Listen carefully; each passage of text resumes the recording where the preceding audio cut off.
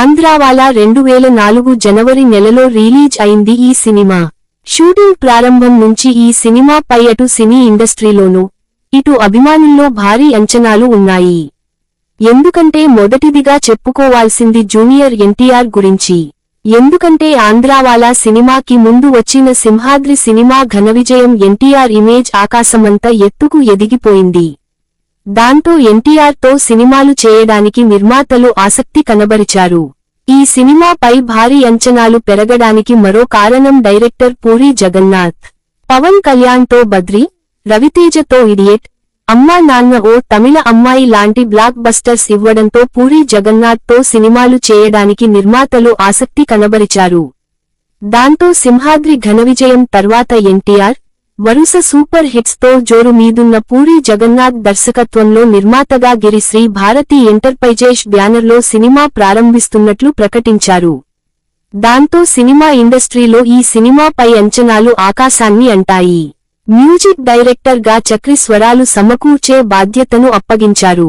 ఈ సినిమా ప్రకటించినప్పటి నుండి ఎన్టీఆర్ అభిమానులు ఈ సినిమాపై భారీ అంచనాలు పెట్టుకున్నారు. ఆడియో రిలీజ్ ఫంక్షన్ అయితే సినీ ఇండస్ట్రీలో ఒక చరిత్ర సృష్టించింది. ఇక చక్రి అందించిన పాటలు కూడా సూపర్ హిట్స్ అయ్యాయి. ఎక్కడ విన్నా ఈ పాటలే వినిపించేవి. జూనియర్ ఎన్టీఆర్, ముంబైలోని ఆంధ్ర కార్మిక నాయకుడు.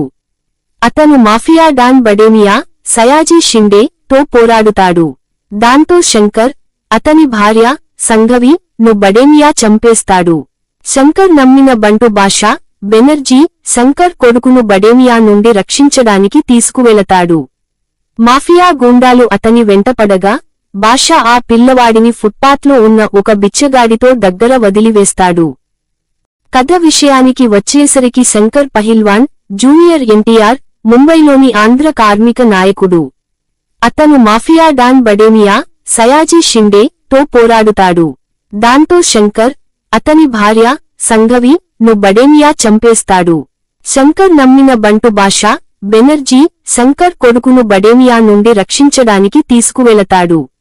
మాఫియా గూండాలు అతని వెంటపడగా, బాషా ఆ పిల్లవాడిని ఫుట్పాత్లో ఉన్న ఒక బిచ్చగాడితో దగ్గర వదిలివేస్తాడు.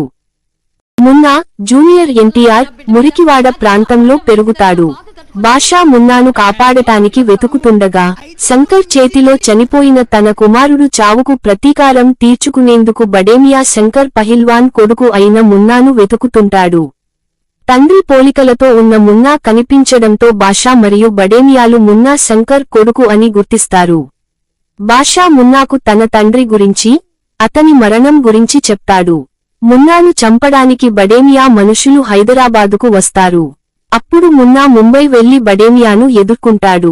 మున్నా తన తల్లిదండ్రులను చంపిన హంతకులపై ఎలా పగ తీర్చుకున్నాడన్నది మిగతా కథ. సినిమా ఎక్కడ తేడా కొట్టింది అంటే పూరీ గత సినిమాల్లో హీరో క్యారెక్టర్ కొత్తగా ఉండేది. కానీ ఈ సినిమాలో ఎన్టీఆర్ క్యారెక్టర్ను పూరీ కొత్తగా చూపించలేకపోయాడు. నునుగు మీసాల వయస్సులో ఉన్న ఎన్టీఆర్ను మీసాలతో తండ్రి క్యారెక్టర్లో చూసేసరికి ఫ్యాన్స్ జీర్ణించుకోలేకపోయారు.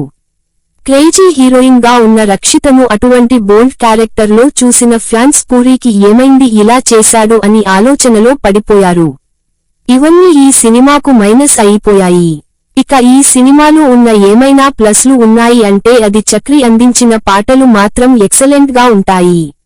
చివరగా ఒక్క మాట, ఈ సినిమా చివరి సీన్ వరకు చూశారంటే కారణం మాత్రం అది జూనియర్ ఎన్టీఆర్ యాక్టింగ్ వల్లే.